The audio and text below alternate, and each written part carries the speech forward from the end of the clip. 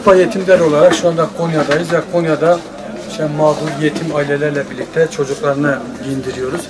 Giyim işlemini yaptıktan sonra şu anda çocukların kendi isteğiyle Avrupa Yetim Derneği olarak yine ayakkabılarını alıyoruz.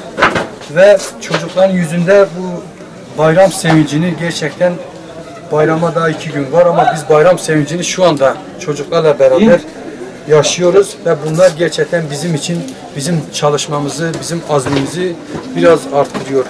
Ve buradan şu mesajı da vermek istiyoruz. Avrupa'da hayırsever Müslümanlara, hayırsever insanlara da bir çağrıdır.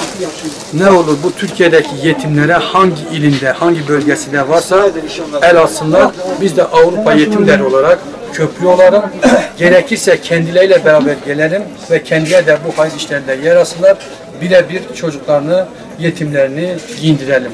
Allah buradaki arkadaşlarımızdan da bizimle beraber çalışan arkadaşlarımızdan da razı olsun. Gerçekten gelen bu aileler, bu yetimler de hepsi ihtiyaç sahibidir. 1. dereceden muhtaçtır. Ve inşallah bir dahaki sefere daha güzel hizmetler etmek için tekrar Konya'ya geleceğiz. Allah herkesten razı olsun.